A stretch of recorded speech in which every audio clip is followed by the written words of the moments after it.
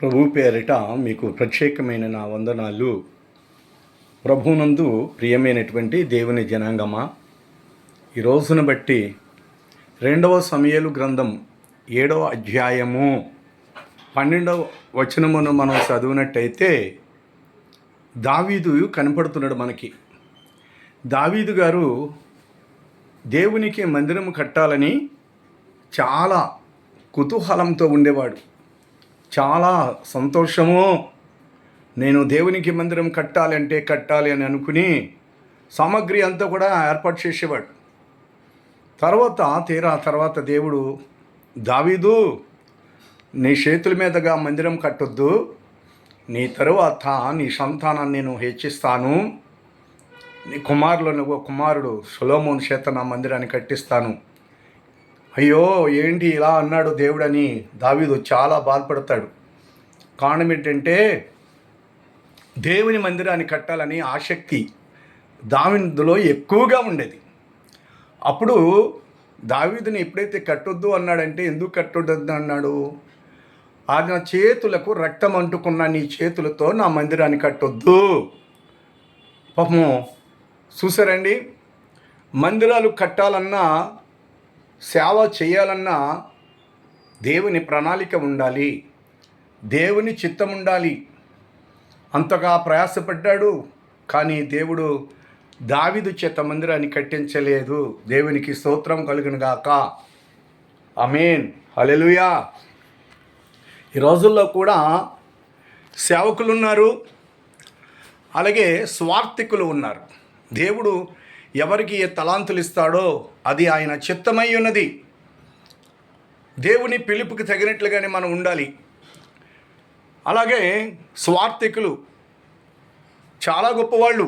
సేవకులైతే మందిరంలో ఉండి దేవుడిచ్చిన గొర్రెలను వారిని కాసుకుంటూ పరిచర్య చేస్తూ ఉంటారు.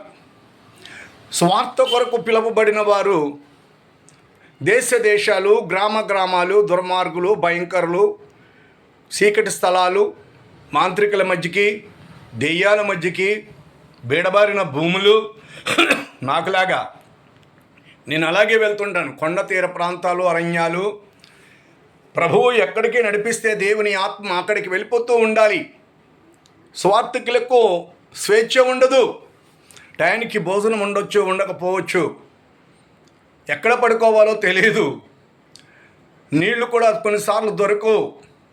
గ్రామాల మీదకి వెళ్ళిపోవాలి, భయంకరమైన స్థలాల్లోకి వెళ్ళాలి. అక్కడున్న మనుషులు చాలా తిరుగుబాటు చేసేవాళ్ళు ఉంటారు. వాళ్ళ మధ్య దేవుని గురించి చెప్పాలి, వాళ్ళను దేవుని వైపుకు తిప్పాలి. వర్షంలోనూ, ఎండల్లోనూ, భయంకరమైన పరిస్థితుల్లోనూ స్వార్థికుడు దేవుని మీద ఆధారపడి మారుమూల ప్రాంతాలు, మారుమూల స్థలాలకి వెళ్ళిపోవలసి ఉంటుంది. అయితే యాజకులైతే మందిరంలో ఉండి తమ క్రమాలు చేస్తూ ఉంటారు. వాళ్ళు అనుకుంటారు, మేము చాలా గొప్పవాళ్ళము, మాకు మందిరం ఉంది, మాకు గొర్రెలు ఉన్నాయి, వారికి నెలకి ఇంచుమించు వారము కానుకలు వస్తాయి, దశమ భాగాలు వస్తాయి.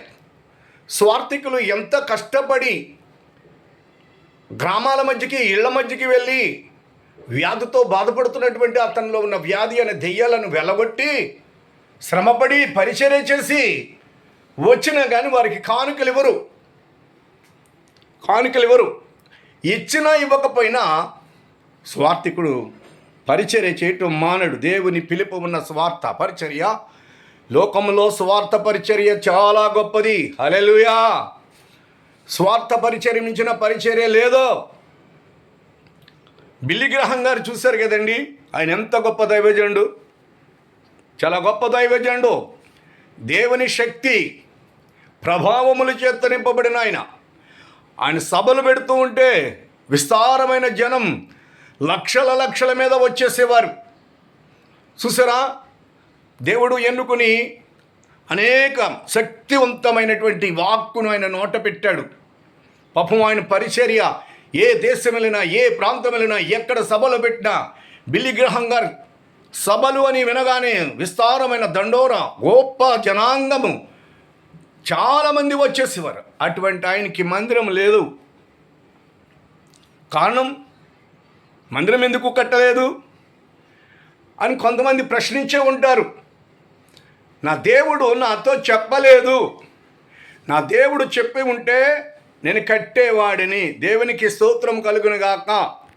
దేవుడు చెప్పాలి. దేవుడు చెప్తే ఖచ్చితంగా కట్టును. కానీ దేవుడు ఆయనని ఇవాంజలిస్టుగా, సువార్థికునిగా ప్రపంచ దేశాలలో గంభీరమైనటువంటి దేవుని వర్తమానం పంపి అనేకుల యొక్క ఆత్మలను రక్షించడానికి బలమైన సాధనముగా, ఆయుధముగా వాడుకున్నాడు యెహోవా దేవుడు. దేవుని స్తోత్రం కలుగును గాక. నేను కూడా చాలాసార్లు నేను పరిచర్యకు వచ్చి 25 సంవత్సరాలు, ఈ 25, 26 ఉంటాయేమోలే, ఎన్నో చోట్ల నేను పునాది వేశాను. స్వార్థ పరిచర్య చేస్తూ అనేక కష్టాలు అనుభవించి అన్యజనుల మధ్యకి వెళ్తూ చేస్తానికి మందిరం కట్టాలని ఎన్నోసార్లు స్థాపించాను. కానీ ఒక్కటి నాకు లేకుండా పోయింది.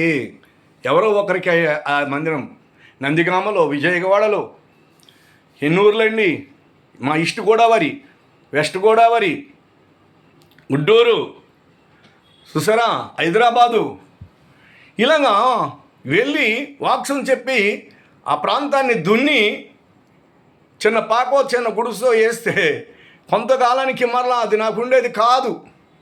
ఎవరో ఒకరు స్వాధీనమైపోయేది.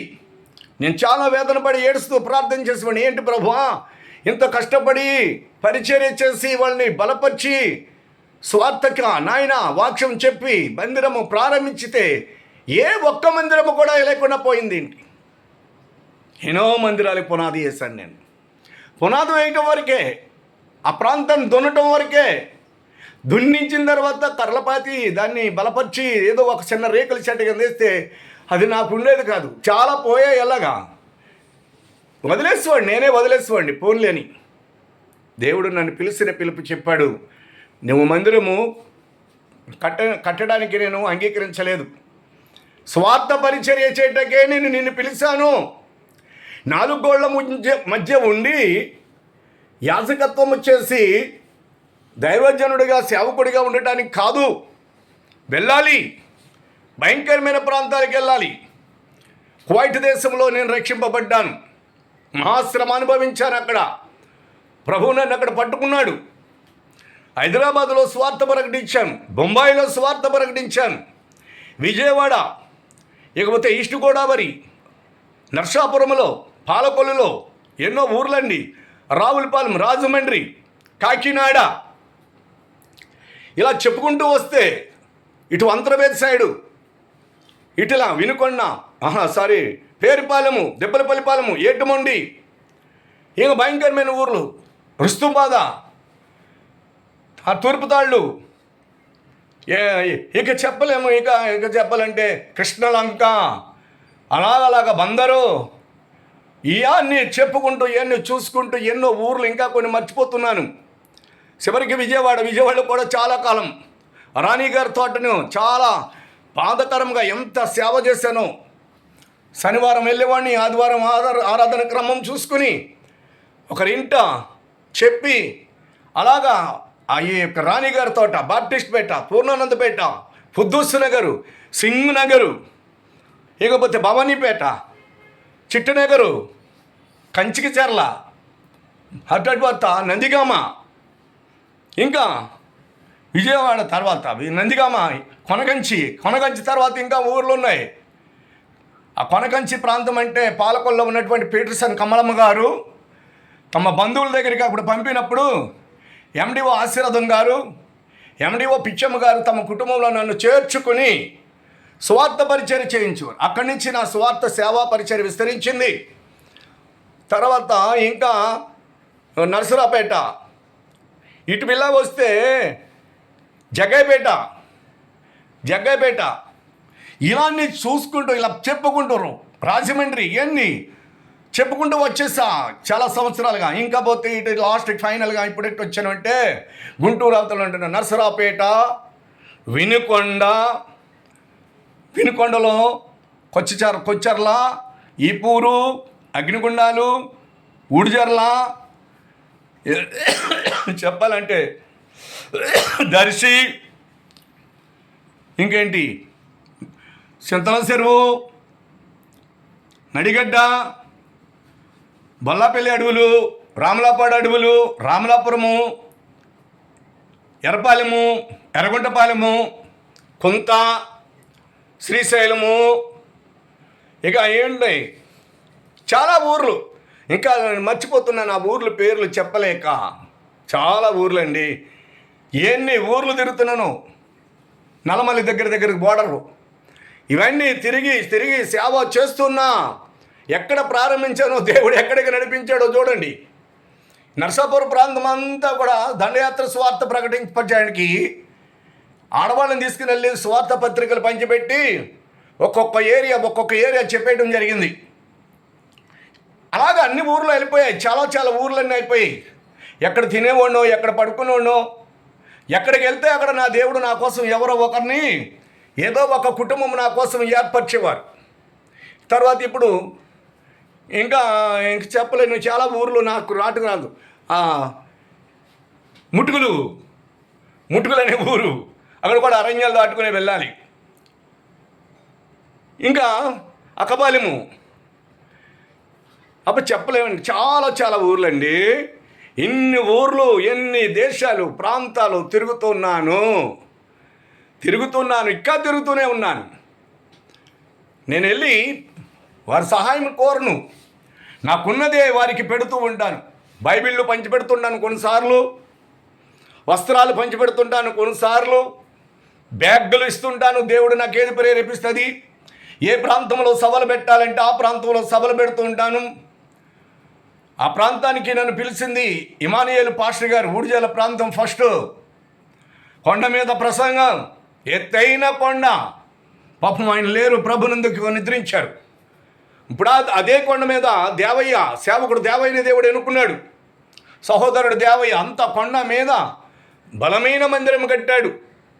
మట్టి ఎలా తీసుకెళ్ళాడో, ఇసుక ఎలా తీసుకెళ్ళాడో, ఇనుమెలా పట్టుకెళ్ళాడో, రాళ్ళు ఎలా పట్టుకెళ్ళాడో, కరెంటు, నీళ్లు, ఎన్ని శ్రమలు పడి ఉంటాడో.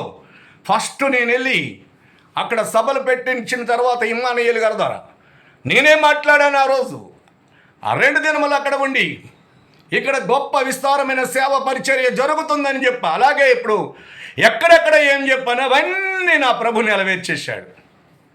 నాకంటూ ఇప్పుడు ఒక్క మందిరం కూడా లేదు. చూసారా? ఇంకా చాలా ఉన్నాయండి గుంటూరులోని. అటు రోడ్డు ప్రాంతము, మర్చిపోయిన తిరుపతి, మద్రాస్, అన్నీ దేవుని పిలుపు. చూసారా? అబ్రహాము చిన్న గుడారములో బ్రతికాడు, గొప్ప ధనవంతుడు. ఏ స్థితిలోనైనా దేవుడు మనల్ని ఏ స్థితిలో పిలిచాడో ఆ స్థితిలో మనం నిలబడి ఉండాలి. దేవుడిచ్చిన దాన్ని బట్టి మనం సంతోషించాలి. తెలియక నేను ఎన్నోసార్లు దేవుని మీద మూలిగాను. ప్రభువు నాకు అప్పగించిన పని చాలా గొప్పది, ఇంకా చాలా దూరం వెళ్ళాలనుకుంటున్నా.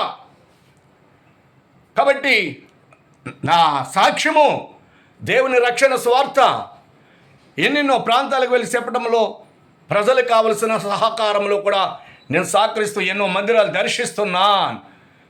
అలాగే మన పెద్ద దైవజనులు, ఆయనకు కూడా మందిరం లేదు అంటే ప్రభు ఆయన ఒక మాట చెప్పాడంట. ఏమన్నాడు?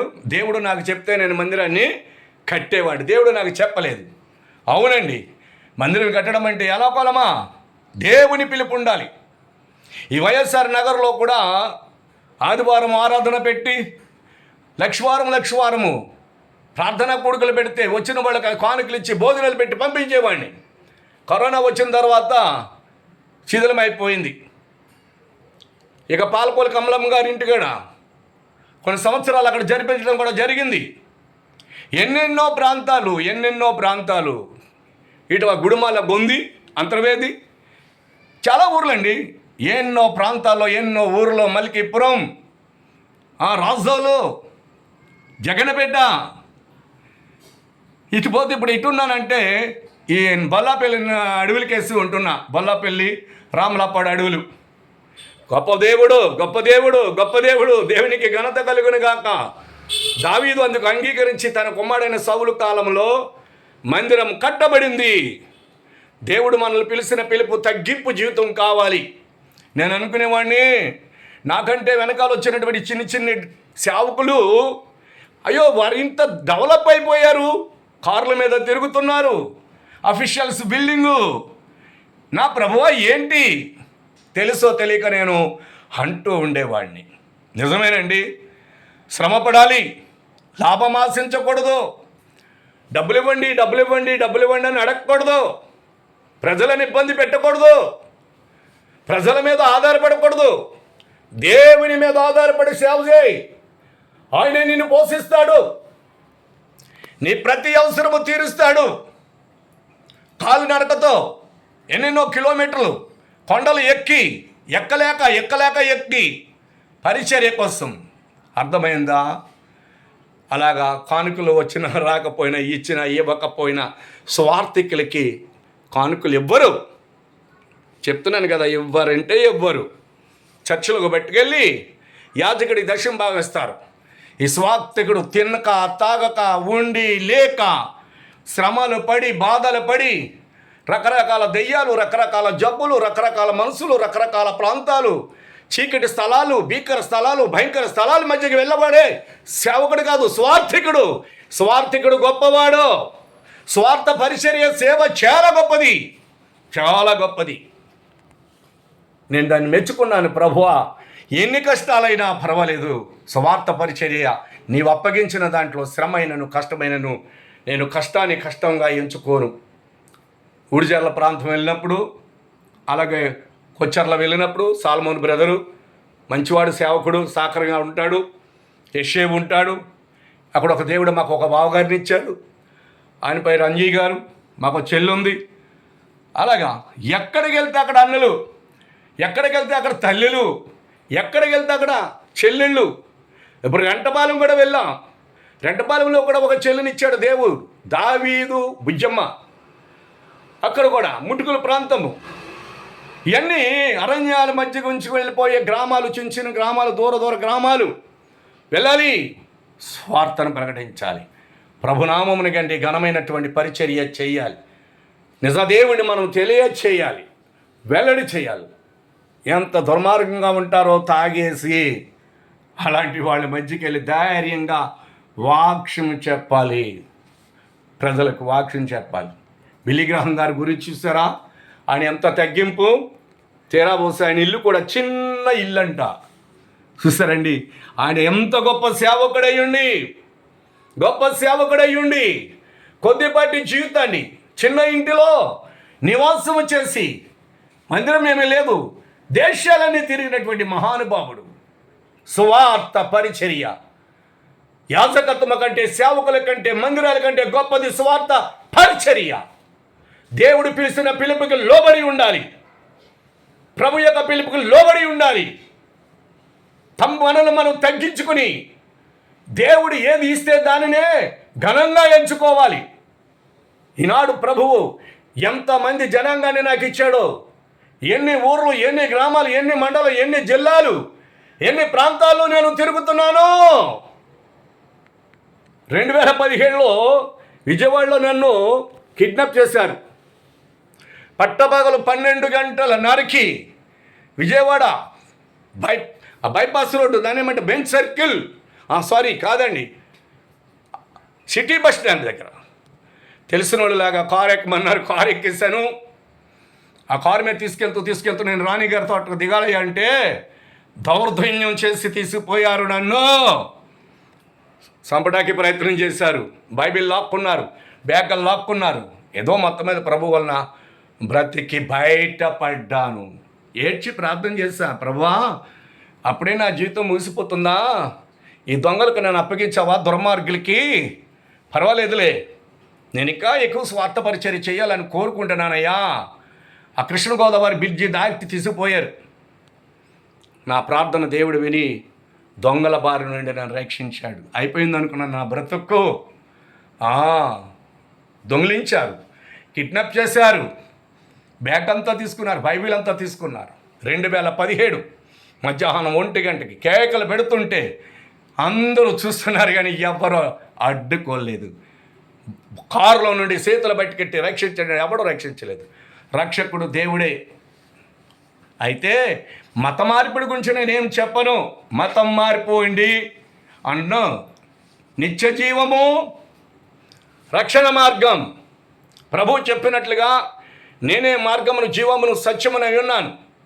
రక్షణ మార్గం, జీవ మార్గం, ఒక మార్గము కూడా ప్రయాణము చేయండి అని చెప్తాను. మతం మాత్రం మార్చే విధానాలు చెప్పను. ఎవరి మతం వారిదే.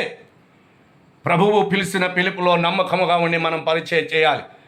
ఎంత గొప్పవాడైనా కొద్ది మాత్రమే కాలమే. 60-70 సంవత్సరాల మించి లోకంలో ఉండరు. తర్వాత దేవుని దగ్గరికి వెళ్ళాలి. ఆ దేవుడు ఎవరు అక్కడ ప్రత్యక్షం అవుతాడు. దేవుని స్తోత్రం కలిగిన గాక. ప్రభువు నాకు తన బిడ్డలు, ఎంతోమంది భక్తి కలిగిన బిడ్డలు నాకు సహకరిస్తున్నారు. వారికి నా ప్రత్యేకమైన వందనాలు. వారందరి కోసం నేను ప్రార్థన చేస్తూ ఉంటాను. రాజకీయ నాయకుల కోసం కూడా మనం ప్రార్థన చేయాలి. ప్రధానమంత్రి మోడీ గారి కోసం ప్రార్థన చేయాలి. చంద్రబాబు గారు ముఖ్యమంత్రి, ఆయన కోసం మనం ప్రార్థన చేయాలి. ఇకపోతే పవన్ కళ్యాణ్ గారు డిప్యూటీ సీఎం, వారి కోసం కూడా ప్రార్థన చేయాలి. పోలీసుల కోసం ప్రార్థన చేయాలి. ఆర్మీ వాళ్ళ కోసం ప్రార్థన చేయాలి. డాక్టర్ల కోసం, హాస్పిటల్ కోసం ప్రార్థన చేయాలండి. దేవుడు మనకు చెప్పింది అదే. వారందరి కోసం మనం ప్రార్థన చేసి వారి పరిపాలన విధాలు బాగుండాలని, వారి క్షేమం కోరి మనం ప్రార్థన చేయాలి. అందరి కోసం ప్రార్థన చేయాలి. నేను అందరి కోసం ప్రార్థిస్తూ ఉంటాను. ఆమేన్.